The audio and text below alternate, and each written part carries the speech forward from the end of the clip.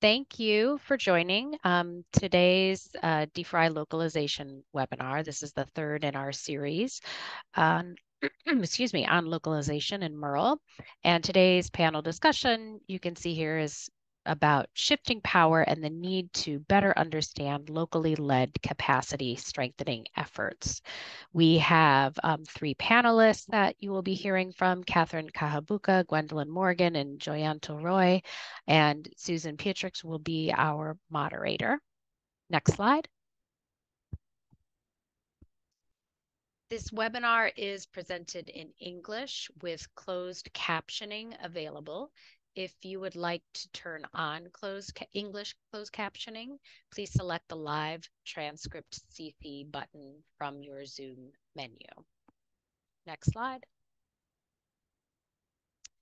Today's webinar, as I mentioned, is a moderated discussion among the three panelists. The panel discussion will consider local context and the ability to strengthen capacity from within, including some of the strategies local actors have developed to strengthen organizational capacities, individual competencies, and technical skills.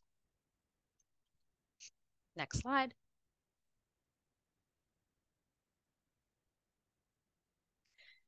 This is just a little bit about Data for Impact. If you're not familiar with the project, Data for Impact, or D4I, is funded by USAID.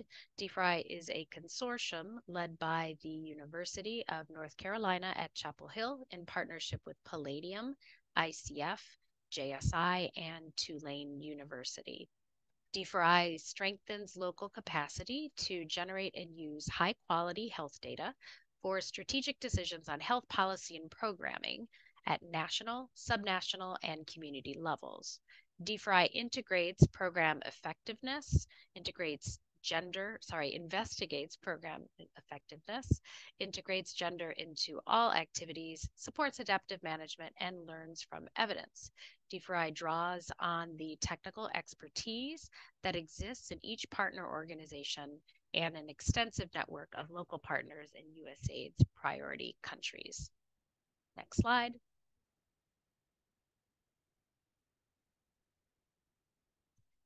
D4I's, sorry, I'm having some allergy issues today. Localizing MERL helps ensure that local actors have the resources and capacity needed for equitable, evidence-informed decision-making. Applications of this in monitoring, evaluation, research, and learning, or MERL, activities include local capacity strengthening, using a systems lens, engaging with diverse stakeholders, and implementing other good practices for locally led development. Today marks our third webinar in a series focused on localization in MERL. This webinar series is sharing tools and approaches for effective capacity action planning, monitoring sustainability, including local actors' roles in complex program systems, promoting local voices through social accountability methods, and more. You can follow us or sign up on our newsletter to receive information about upcoming webinars in the series. The sign up is on our website. And you can also find recordings from the prior to webinars in the series on the Data for Impact website. I'm going to hand over the webinar to our moderator today, Susan Pietrix, the D4I partner lead for ICF. And I realized I did not introduce myself at the beginning. I apologize. I'm Jessica Farringer. I'm the director of the Data for Impact project. Today's moderator, next slide, is Susan Pietrix. Susan, Dr. Pietrix is an anthropologist with over 30 years of global development experience in research, evaluation, and implementation. Over the last decade, she has led or been a technical team member of roughly 50 USAID activities and/or studies across a wide range of technical areas, including health system strengthening, social and behavior change, family planning, maternal and child health, nutrition, food security, health equity, and gender. So now I will pass over to Susan to continue the webinar. Thank you. Thanks, Jessica. And welcome everybody. It's nice to be here today. Thanks for joining us. And I wanted to just spend a couple minutes to set the stage for the panel. So if we could go to the next slide. And so in particular, there's a story behind this panel of how the idea came about. And much of the story rests exactly in the title and specifically the words that are in bold there, this idea of shifting power. And I imagine much of the audience is familiar with USAID's vision around localization. It's ambitious and it's important, and success will require that numerous shifts in power take place. And this is to say that how development works, who works with who, and how, all of this will need to change pretty dramatically.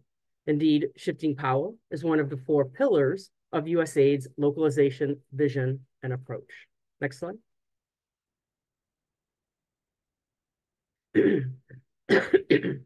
So for reference, here are the four pillars of USAID's vision for localization.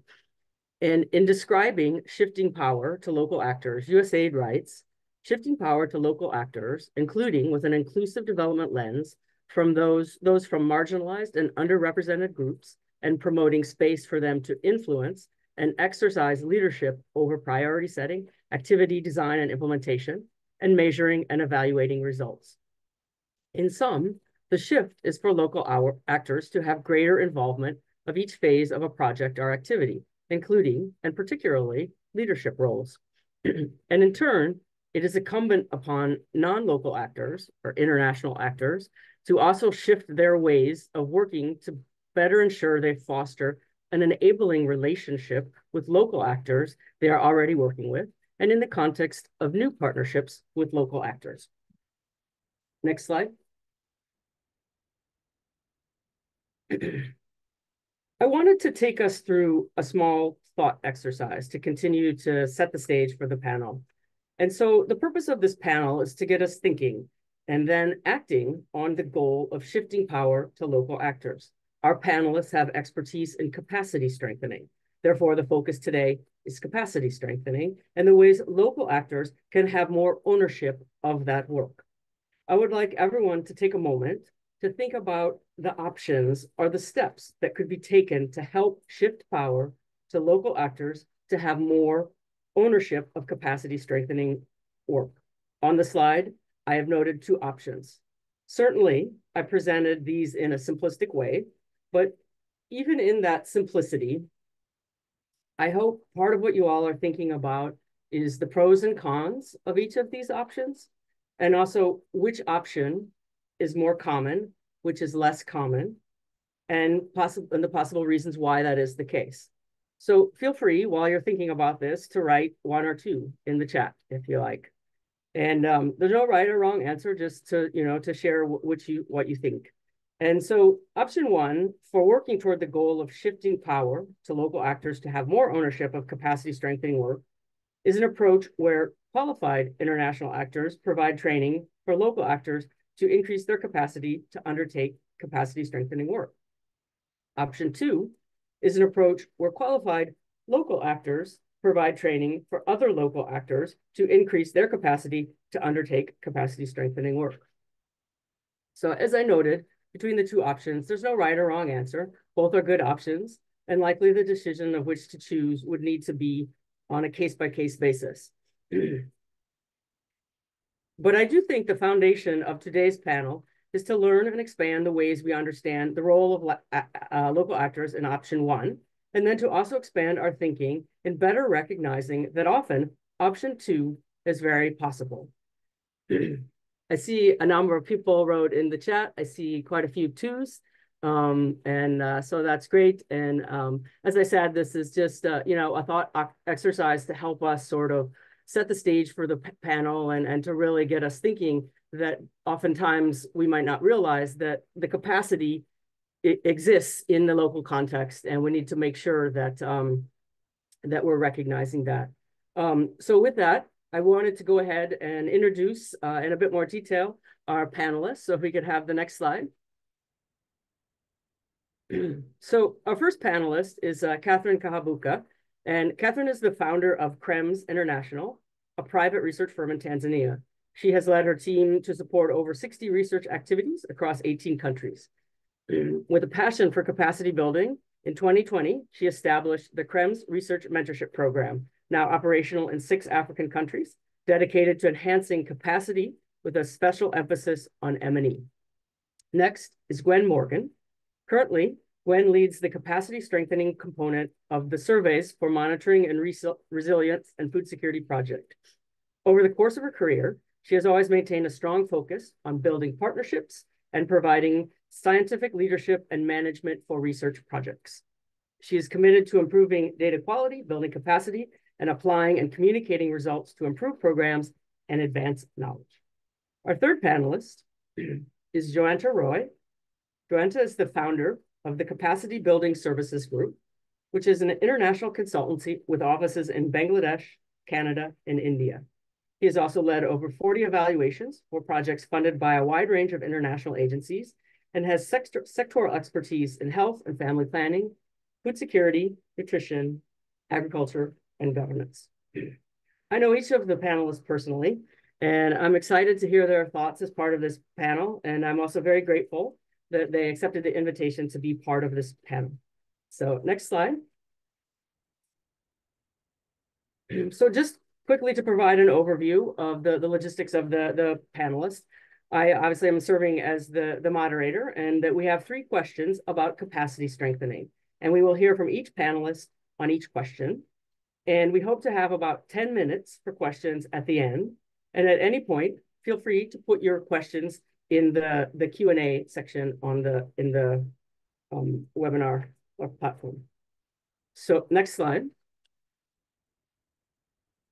So our first question is about models for capacity strengthening.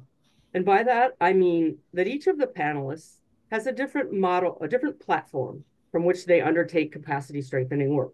The models or these platforms are a bit different. So very briefly, the models are this in relation to the panelists. Again, I'm saying this in very broad strokes, but Joanta leads an organization in Bangladesh, and they are a subcontractor to US-based organizations. And the subcontract in that context is to lead capacity strengthening efforts. And Catherine, based from Tanzania, she embeds capacity strengthening into evaluation and research activities that she leads. Gwen works on a US-based, centrally managed USAID project with a capacity strengthening component.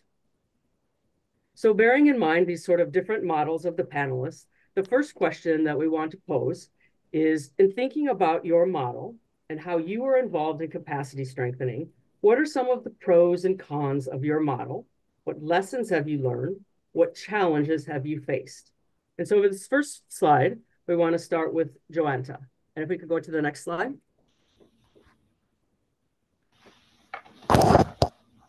Yeah, thank you, Susan, for introducing me, and also good morning, good afternoon, and good evening to everyone. So, as Susan has already introduced me, and by name, we are a capacity building service group. So we mainly deal with the organizational capacity, organization-wide, and we see capacity building in a holistic way. So in Bangladesh, we are one of the pioneer organizations who works with organizational development and change management activities. And we mostly work with the US government funded project. And we primarily use USAID's organizational capacity assessment tool, or CUT. And we customize those tools in the context of the organization we work with. And so that the questions, the techniques, and the insights that relates in their context.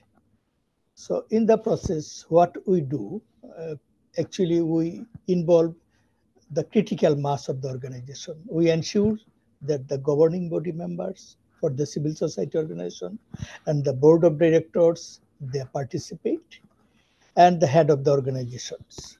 So this is one of the important issues that is capacity assessment sessions or organizational capacity assessment process involves everyone in the organization.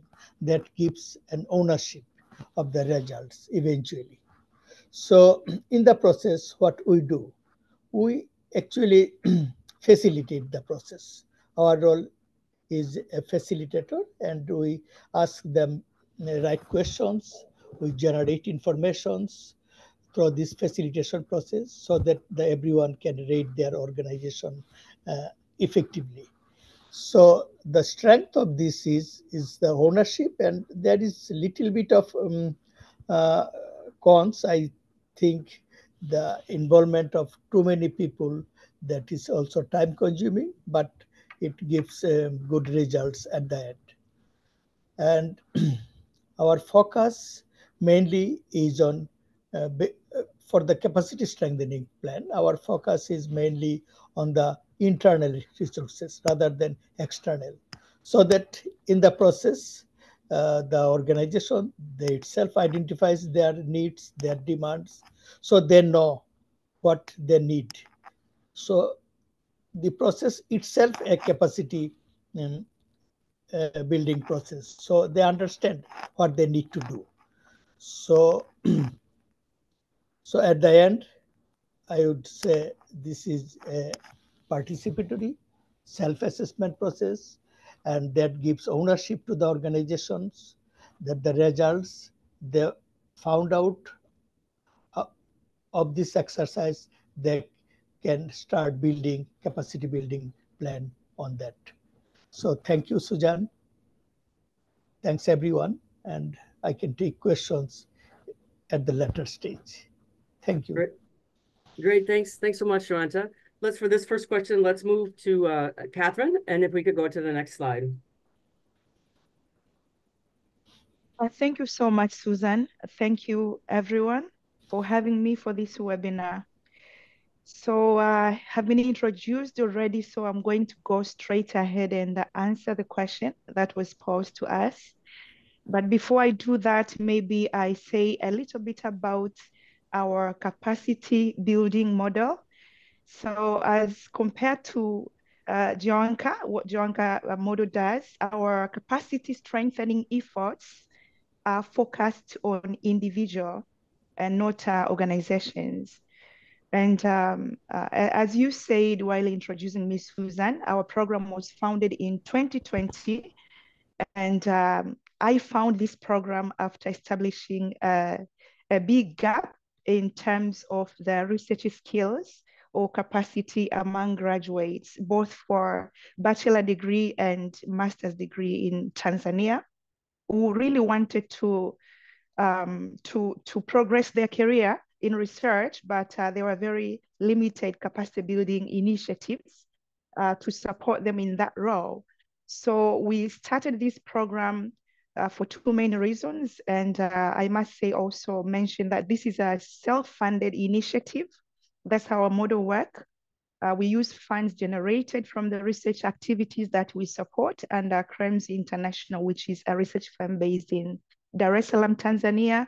So our trainee, we recruit them from individuals who have been already supporting research activities part-time, and we build their capacity to in more research skills, a bit more advanced than data collection. So we give them training in data management, report writing, etc. And they receive ongoing mentorship through actual research projects that we implement. So after they have the skills, we have evaluated them and they have sufficient skills, we engage them in research activities, actual research activities based on the skills they have gained. It's a one-year program for the training, for the basic skills, but for best performing mentees, usually two, we give them an additional year for internship at our firm, and we give them more training and mentorship as well. We do have a very strong emphasis on work ethics and professionalism, which we also identified as a huge gap among our junior researchers. or I can say early career researchers in the part of the world that we're working. We started in Tanzania only, but then we received requests to also support young researchers in other countries as well. So currently we have mentees in Kenya, Uganda, Rwanda, Ethiopia, and Nigeria as well. So the main advantage of our model is, I feel, the hands-on experience that our mentees get, especially when they participate in actual ongoing research activities under our firm, because by doing that, we give them more comprehensive feedback, because then we really want to ensure the best quality deliverables for our clients. So the feedback we give them really build their capacity in terms of producing high quality deliverables, research deliverables, but also we teach them how to actually operate in real world when doing research, keeping timelines. Issue of work ethics and professionalism comes on, because then they'll be dealing with actual clients. But the other thing that they have, I think, as an advantage compared to other capacity building or mentorship programs is the fact that they have the opportunity to learn while earning, because as they participate in actual research activities, they also get paid as well. The biggest challenge that we have faced, I must say, is related to time constraints, because this is a self-funded project or program. So sometimes it's very challenging for us to balance the pursuit of new projects, new consulting opportunities, and with our commitment to offer capacity building or capacity strengthening activities to mentees. So it has really been a challenge.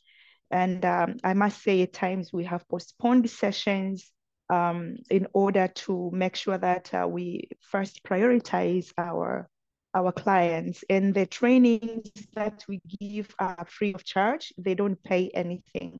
I also forgot to mention that. So the biggest lesson I can say that we have learned for the past 3.5 years of implementing this program is the fact that we really needed funding. We needed funding so that we can alleviate the financial pressure and dedicate more time to capacity building, the work that myself and my colleague are really passionate about.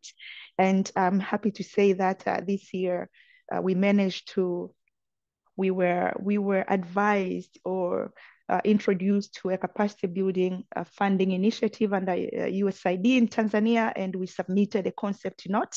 It was accepted, and we are going to the next stage of developing a full proposal, and we are hopeful that we will at last get a chance to support our initiative.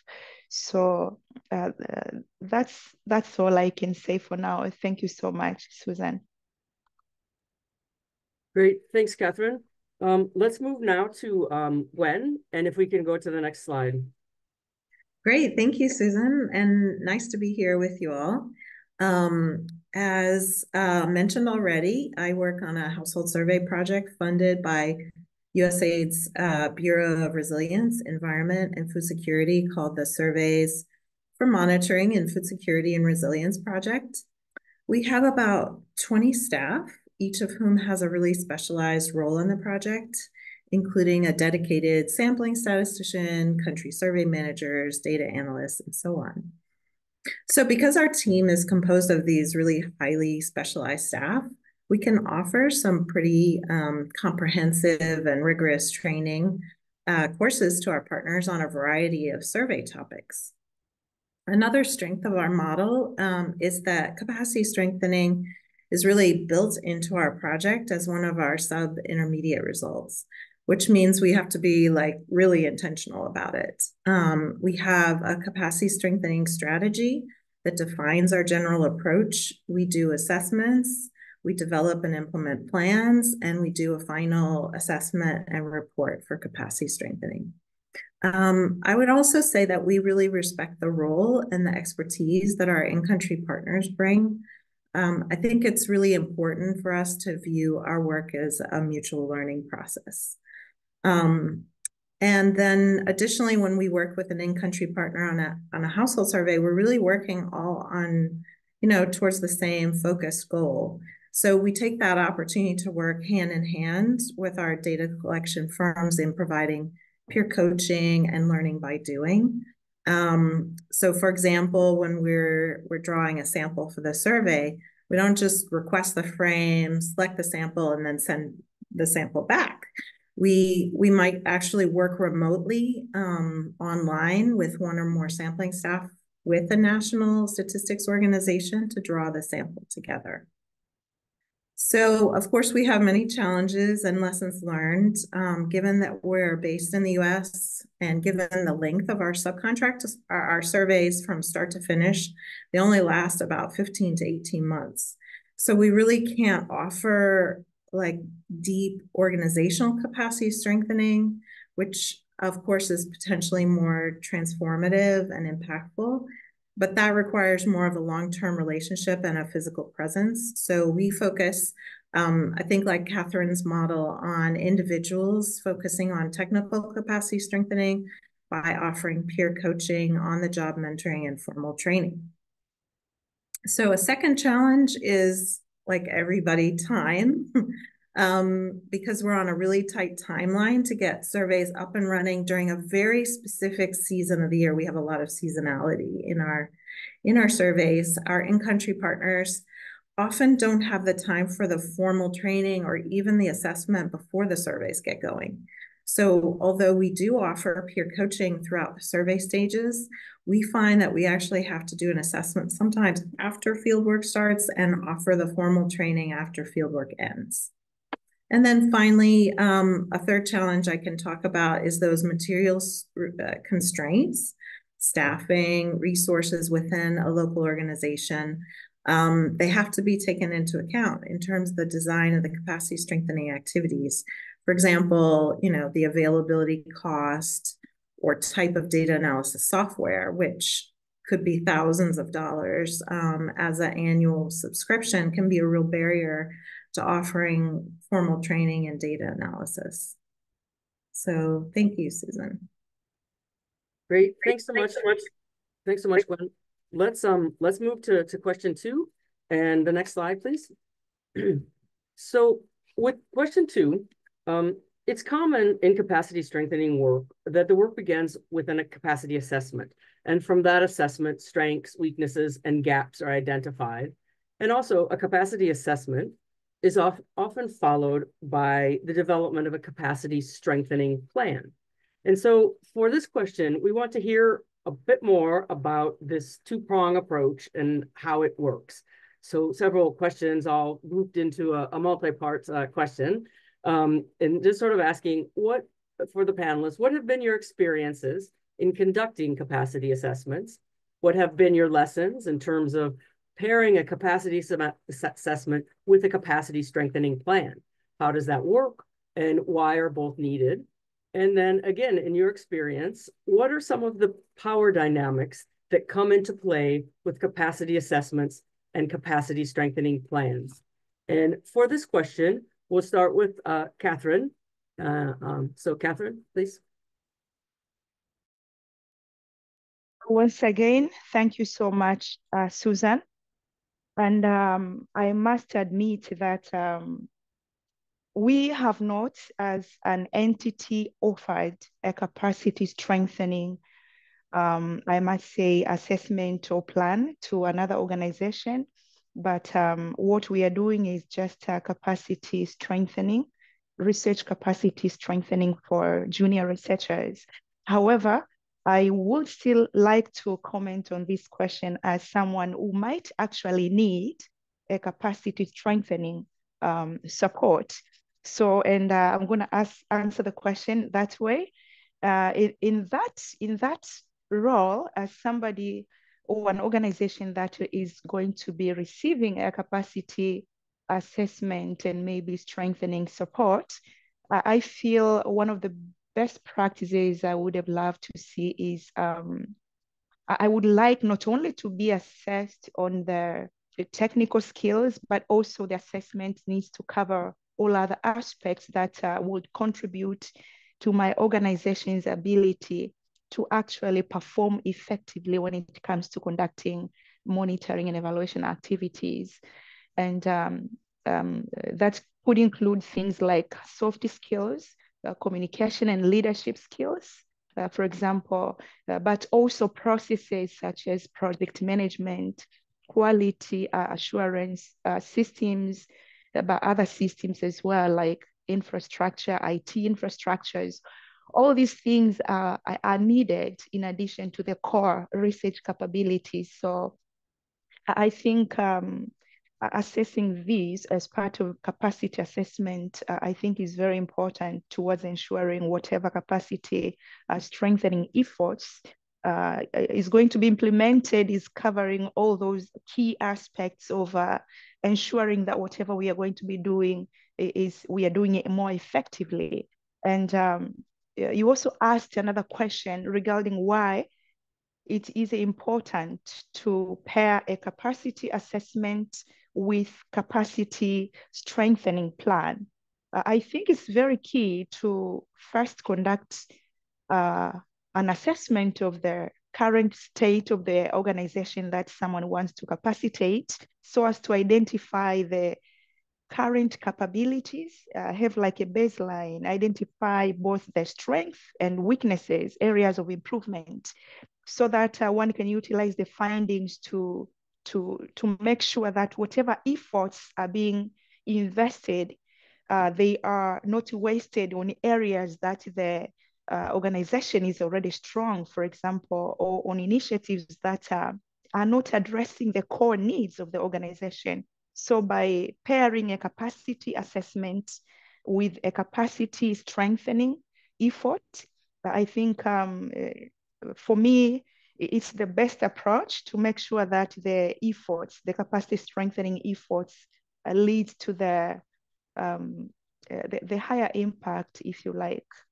And you also have a question about the power dynamics. I think this is also a very important issue, and it may also be applicable in capacity assessments, especially when you have an organization coming from the north to support an organization in the south. What I can say about that, I would like to see this as a collaborative effort between both the organization being assessed and the assessing entity. It's very important to recognize the expertise on the ground, but more importantly, the understanding that the local firm brings to the context. The local firm brings the understanding of the local firm, of the context that the local firm brings into the picture. Doing this may help balance the power dynamic, I think, ensuring the process is smooth and respectful and mutually beneficial. Thank you. Great, thanks so much, Catherine. Let's now move to hear from Gwen on this question.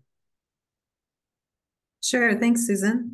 So as mentioned previously, we perform our assessments remotely due to just our priorities and time constraints. So we're not able to travel to conduct a capacity strengthening assessment in person, which of course is ideal.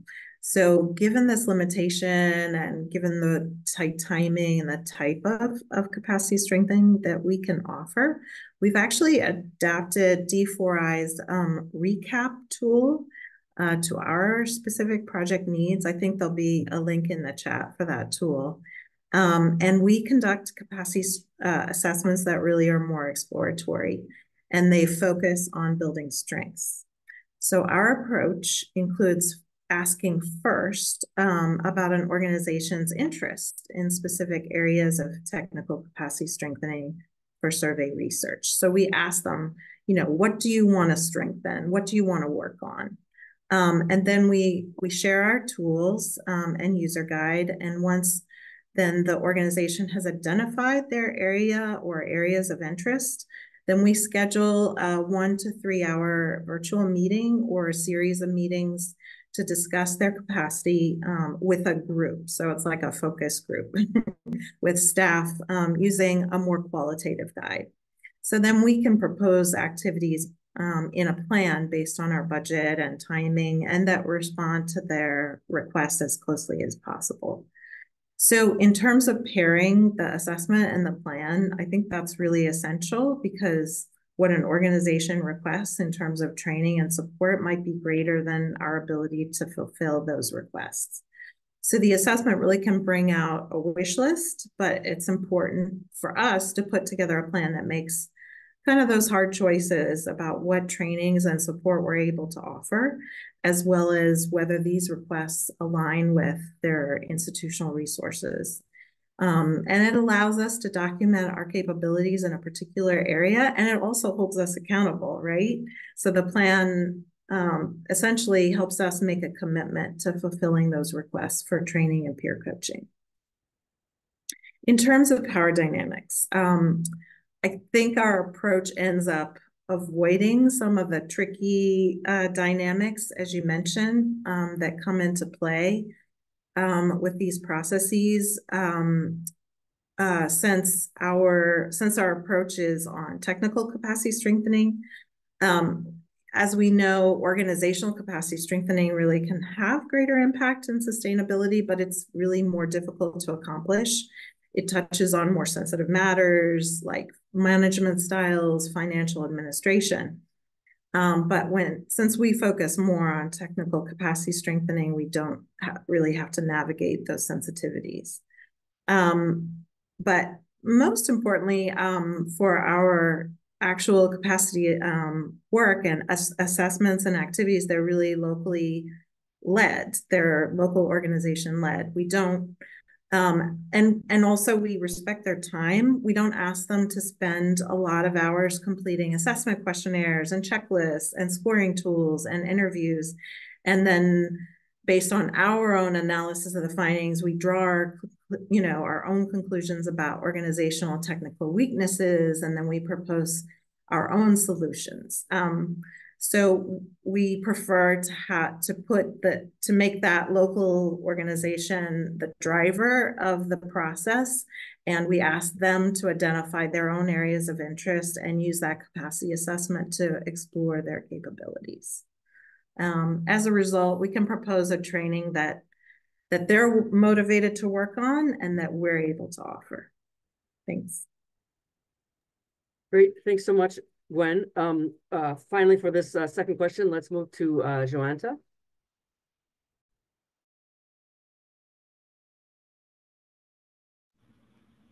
Thank you, Sujan, for asking me to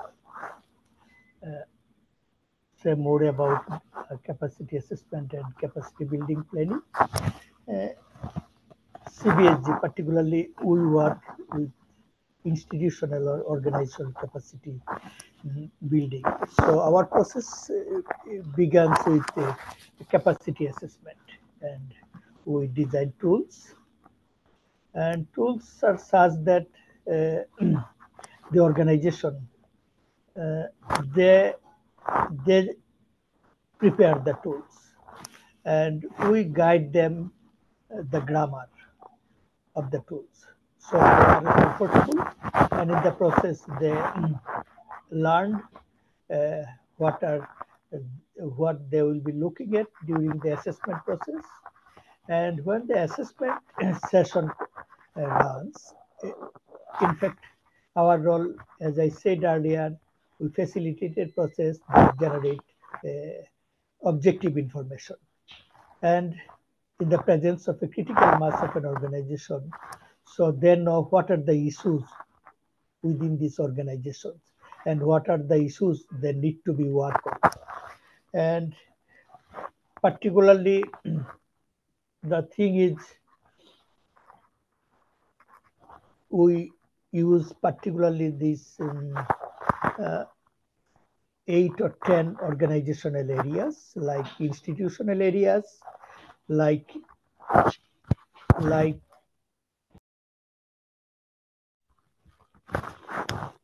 institutional areas, like organizational areas. So the thing is that in the institutional areas, it is four main areas like governance, mission, vision, organizational and administration, finance, and also organizational culture. And we also touch upon the programmatic areas, that's programmatic monitoring and evaluation, and gender culture, and organizational program planning, proposal development. This holistic approach we take in the organizational capacity assessment. And the process is a little bit of a longer term. We take like 12 to 18 months process, and the time and the schedule is set by the organization itself. So they know when they are prepared. So we basically accompany them. We sometimes hire technical persons for the training and for mentoring and for coaching. And that is one of our purposes, that they feel the capacity strengthening and process, they participate and they can address their need. And we usually depend on the organizational own resources, so that don't need to depend on the donors. And of course, the donor projects, they have some provisions for capacity building, and we use those provisions. And even after the capacity building process is over, we also provide them help desk support for like 6 months to 1 year, so that whenever they need, and they can get support from us. So our process is very much grounded to the organization, although it takes little time consuming, that ensures that needed to ensure participation of the critical mass, but at the end it works well. Thank you. Great, thanks so much, Yolanda. Question. Let's move forward. Oh, I'm sorry. We're ready to move to question 3. So thanks so much. If we could, yeah, next slide there. So this is the last question for the panelists, and this one is about defining success. And so with this question, if we think back to the slide with the 4 pillars of USAID's localization strategy, one pillar is that USAID will channel a larger portion of funding directly to local partners. And so somewhat implied with that, within that pillar, is the idea that local organizations potentially need their capacity strengthened so that they can receive funding from USAID. And this could be, for example, organizational capacity, or in relation to financial or management capacity, or in terms of technical competencies. Also, possibly implied in the pillar of channeling a larger portion of funding directly to local partners are some other assumptions. And particularly, so with question 3 for our panelists, and then also in the Q&A, I would encourage some sort of reflection and thinking about a couple points, like, is it actually and always true that local organizations need capacity strengthening to be able to receive USAID funding directly from USAID? And is it actually and always true that local organizations want to receive USAID funding directly from USAID? And so thus this final question of the panel, the way that I thought about phrasing this. So in the context of Tanzania and Bangladesh for Catherine and Joanta, and then for Gwen, in countries where you have recently worked, what do you see as areas where capacity strengthening is needed? And what are some reasons why the capacity gap exists? And so then also in a local country context, what are some examples of what success has looked like with capacity strengthening, with a capacity strengthening activity or with a plan? And with this third question, I wanted to start with Gwen. Okay, great. Thanks, Susan. So first of all, just to note, in the past, I've actually worked for a local partner that explicitly did not want to receive direct funding from USAID, mostly due to the reporting requirements. So no, not all. I don't believe that all local organizations want to receive funding directly. Of course, the same can be said for more than a few US-based organizations, depending on their business model. So, but for those that do, in order to qualify for funds, as you mentioned, local partners need to have sufficient financial and managerial capacities to manage USAID funds, and as well as internal control systems to ensure accountability. USAID missions, I believe, use NUPAS assessments to determine this. These are really more risk assessments. They're not capacity strengthening assessments per se, but they can certainly highlight some potential areas of organizational strengthening that need to take place in order to receive funding from USAID.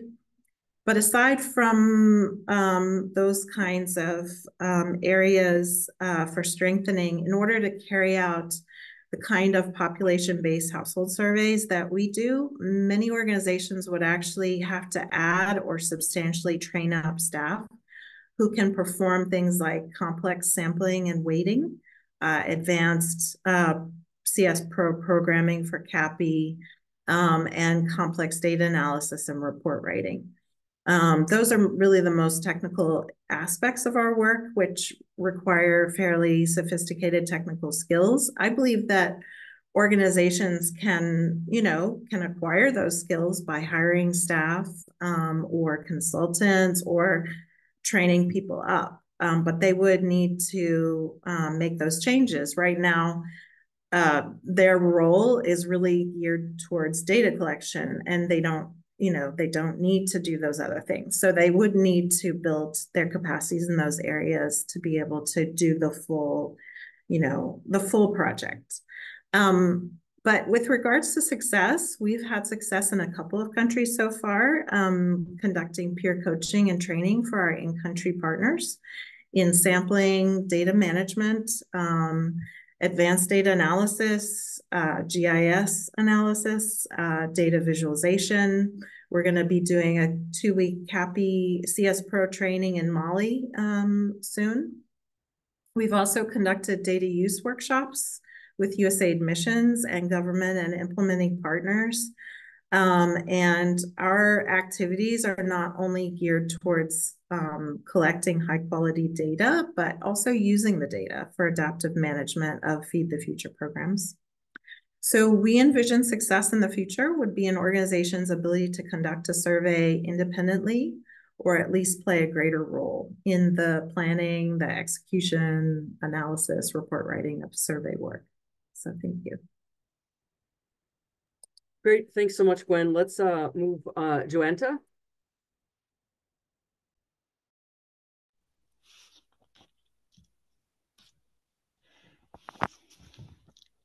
Yeah. So the areas for the capacity strengthening that we mainly work at organizational level. So the issues we identified from the capacity assessment process, we find generally there are interest in organizational human resource planning and human resource management. These are the most important areas, developing systems and processes around the human resource. And also in the program area, we see the monitoring and evaluation.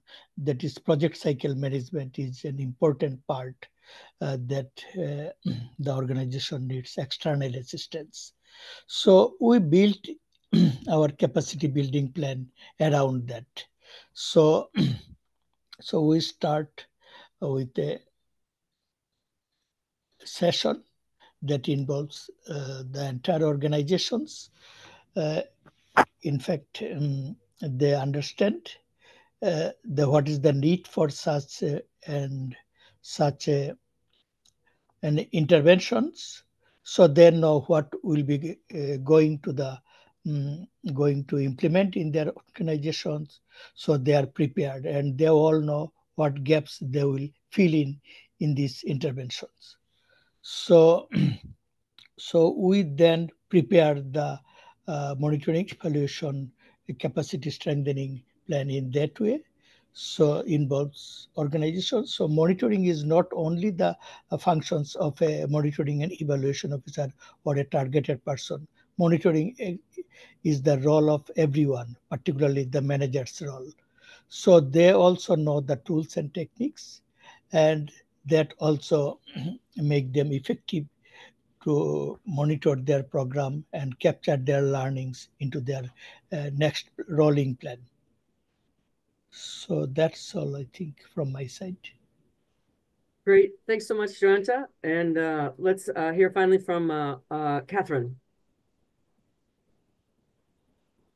Thank you. Thank you so much. And I know that we are running out of time, so I'll keep my answer as brief as possible, and I'll very much focus on your key question, what is needed, capacity strengthening. So from my point of view, I think in terms of monitoring and evaluation and research in general in Africa, not only in my country, I think we still have a huge gap. The graduates, I think they don't get enough training, sufficient training in research. And this is what I hear all the time working with young people who have graduated from college, be it a bachelor degree or a master's degree. The research capabilities is really, really low. So when these people are absorbed by organizations that conduct research, capacity building is mandatory before they can perform anything meaningful. So, all the method, the what is needed, I think, all the methods when it comes to research methodologies, I think is needed in enhancing their skills in conducting both qualitative and quantitative research in terms of design, implementation, data management, analysis, visualizations, all these things that Gwen mentioned, I think are very key. But also I see a huge need in proposal writing for funding. So most of us, we don't have very strong skills in drafting compelling proposals to secure research funding. And I think this is key. But also when we get the research, managing the project itself is also an area I think that we also need training in terms of planning, implementing the research, monitoring and evaluation if it's a program. And the other thing that I think also Gwen mentioned is the financial management part, strengthening the ability to manage funds efficiently, including budgeting, financial reporting, auditing. I think all these people are areas that many local organizations are still struggling really, probably including my own organization in some area, I must confess. So if all this is done well, I think if we want to build capacity of local firms, we would be seeing stronger funding applications, improving proposal writing, and coming up with compelling research agendas, but also conducting high quality research and producing high quality research deliverables that would inform policy. And also, efficient fund management goes without saying, but all of this, I think, is what would lead to capacitating the institutions in the South and leading to a more robust and sustainable research organizations that can support monitoring and evaluation activities in these settings. Thank you so much. I'm going to stop there. Thank you. Great. Thank you so much, Catherine. And thank you to all the panelists for answering the questions and all of the participants. I hope that this has been interesting and useful for people. We have only a couple minutes left, so I apologize that we didn't reach that goal of having some time for questions. So I think that rather that we do have a number of good questions in the Q&A and a couple in the chat, but we do only have 3 minutes left. So I'm not sure I want to rush and try to answer. I mean, I guess we could just, the one I would pick that I think is a good one is about turnover. And it's a question in the chat, and maybe we could just quickly hear from we can go first, Gwen, then Catherine, and if we have, and Joanta, just sort of what your experience is like when you working on capacity strengthening with an organization or individuals, and sort of when there's a turnover challenges of people, you know, the people that you're trying to capacity you're trying to strengthen, they might leave or things. So maybe just first from Gwen, if you could say a little bit about that process, that experience. So we haven't worked long enough to see like any significant turnover in our agencies. Of course, that's what I was mentioning, that organizational capacity strengthening can be more sustainable and impactful because of those reasons. We have to focus on technical capacity strengthening because we have to work with our limitations. So that's what we do.